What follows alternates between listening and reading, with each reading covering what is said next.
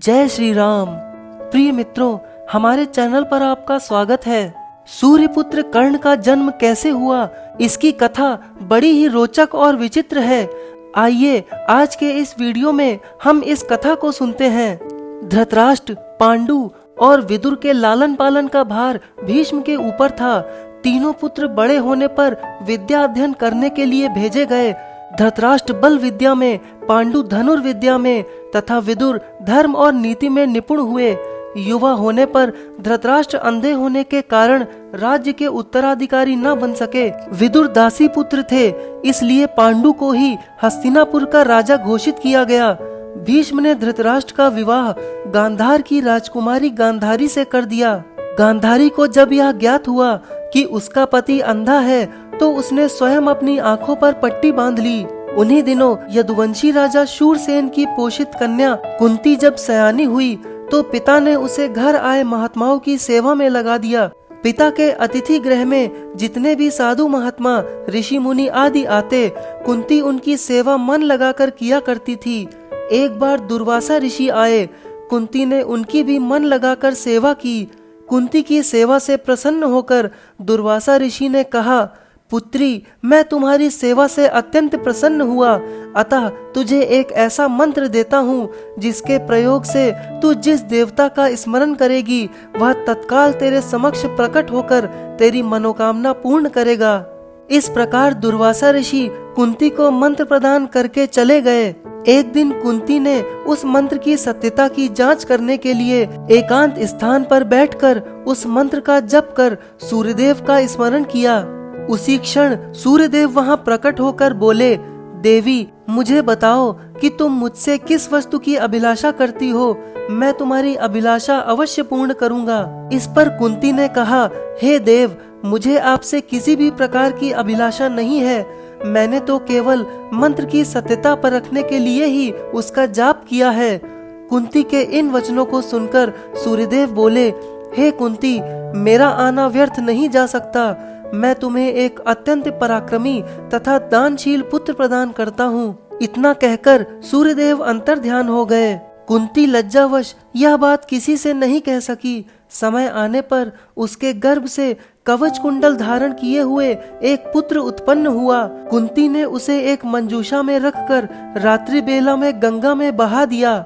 वह बालक बहता हुआ उस स्थान पर पहुंचा जहां पर धृतराष्ट्र का सारथी अधिरथ अपने अश्व को गंगा नदी में जल पिला रहा था। उसकी दृष्टि कवच कुंडल धारी शिशु पर पड़ी।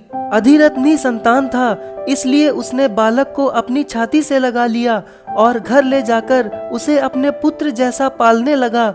उस बालक के कान अति सुंदर थे, इसीलिए उसका नाम कर्ण रखा गया। कर्ण गंगा जी में बहता हुआ जा रहा था कि महाराज धृतराष्ट्र के सारथी अधिरथ और उनकी पत्नी राधा ने उसे देखा और गोद में ले लिया और उसका लालन पालन करने लगी। कुमार अवस्था से ही कर्ण की रुचि अपने पिता अधिरथ के समान रथ चलाने की बजाय युद्ध कला में अधिक थी। कर्ण और उसके पिता अधिरथ आचार्य द्रोण से मिले, जो कि उस समय युद्ध कला के सर्वश्रेष्ठ आचार्यों में से एक थे। द्रोणाचार्य उस समय कुरु राजकुमारों को शिक्षा दिया करते थे। उन्होंने कर्ण को शिक्षा देने से मना कर दिया, क्योंकि कर्ण एक सारथी पुत्र था और द्रोण केवल क्षत्रियों को ही शिक्षा दिया करते थे। द्रोणाचार्य की असम्मति के उपरांत कर्ण ने परशुराम से संपर्क किया, जो कि केवल ब्राह्मणों को ही शिक्षा दिया करते थे। कर्ण ने स्वयं को ब्राह्मण बताकर परशुराम से शिक्षा का आग्रह किया। परशुराम ने कर्ण का आग्रह स्वीकार किया और कर्ण को अपने समान ही युद्ध कला और धनुर्विद्या में निष्णात कर दिया। कर्ण को उसके गुरु परशुराम और पृथ्वी माता से श्राप मिला था। कर्ण की शिक्षा अपने अंतिम चरण पर थी। एक दोपहर की बात है, गुरु परशुराम कर्ण की जंघा पर सर रखकर विश्राम कर रहे थे। कुछ देर बाद कहीं से एक बिच्छू आया और उनकी दूसरी जंघा पर काटकर घाव बनाने लगा। गुरु का विश्राम भंग न हो, इसलिए कर्ण बिच्छू को दूर न हटाकर उसके डंक को सहता रहा।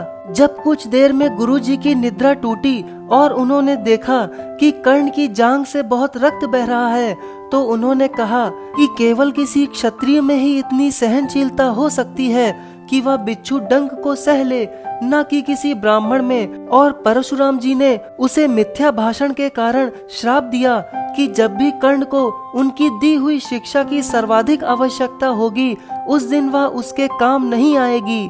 कर्ण, जो कि स्वयं ये नहीं जानता था कि वह किस वंश से है, ने अपने गुरु से क्षमा मांगी और कहा कि उसके स्थान पर यदि कोई और शिष्य भी होता तो वह भी यही करता। यद्यपि कर्ण को क्रोधवश श्राप देने पर उन्हें ग्लानि हुई, पर वे अपना श्राप वापस नहीं ले सकते थे। तब उन्होंने कर्ण को अपना विजय नामक धनुष प्रदान किया और उसे ये आशीर्वाद दिया कि उसे वह वस्तु मिलेगी जिसे वह सर्वाधिक चाहता है, यानी अमिट प्रसिद्धि। कुछ लोक कथाओं में माना गया है कि बिच्छू के रूप में स्वयं इंद्र थे, जो उसकी वास्तविक क्षत्रिय पहचान को उजागर करना चाहते थे। परशुराम जी के आश्रम से जाने के पश्चात कर्ण कुछ समय तक भटकता रहा। इस दौरान वह शब्द भेदी विद्या सीख रहा था। अभ्यास के दौरान उसने एक गाय के बछड़े को कोई वनीय पशु समझ लिया और उस पर शब्द भेदी बाण चला दिया और बछड़ा मारा गया। तब उस गाय के स्वामी ब्राह्मण ने कर्ण को श्राप दिया कि जिस प्रकार से उसने एक असहाय पशु को मारा है, वैसे ही एक दिन वह भी मारा जाएगा, जब वह सबसे अधिक असहाय होगा और जब उसका सारा ध्यान अपने शत्रु से कहीं अलग किसी और काम पर होगा। इस प्रकार कर्ण परशुराम का एक अत्यंत परिश्रमी और निपुण शिष्य बना। कर्ण दुर्योधन के आश्रय में रहता था। गुरु द्रोणाचार्य ने अपने शिष्यों की शिक्षा पूरी होने पर हस्तिनापुर में एक रंगभूमि का आयोजन करवाया।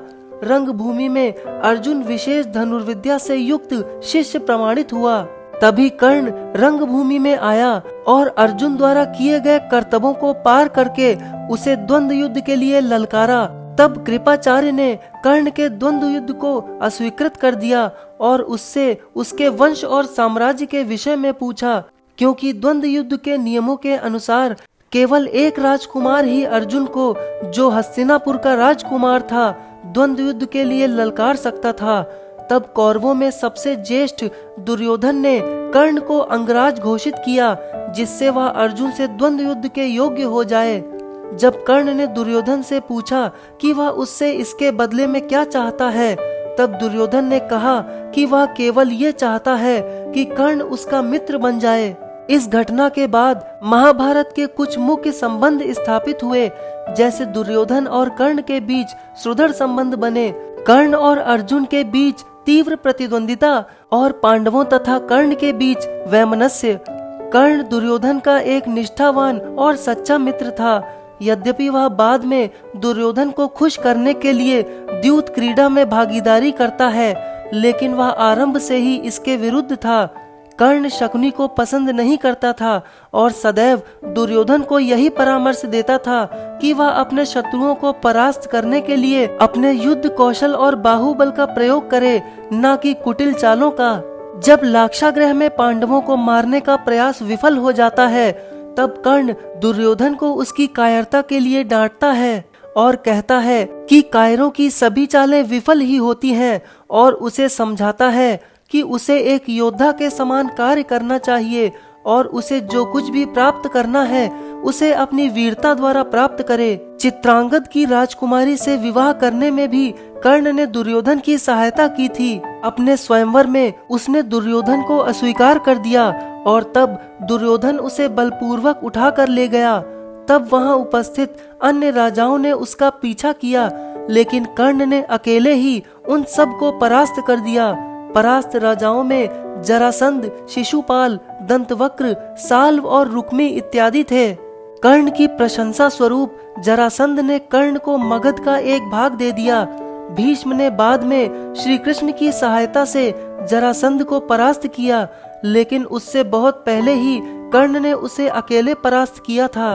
कर्ण ने ही जरासंध की इस दुर्बलता को उजागर किया था कि उसकी मृत्यु केवल उसके धड़ को पैरों से चीरकर 2 टुकड़ों में बांटकर ही हो सकती है। प्रिय साथियों, कर्ण के जीवन की इन घटनाओं से हमें ये पता चलता है कि कर्ण महाभारत काल के सर्वश्रेष्ठ योद्धाओं में से एक था। कर्ण ही एक ऐसे सर्वश्रेष्ठ योद्धा थे जिन्होंने विपरीत परिस्थितियों के बाद भी खुद को एक श्रेष्ठ योद्धा के रूप में स्थापित किया था, और वो भी धर्म सम्मत रूप से। जय श्री हरि।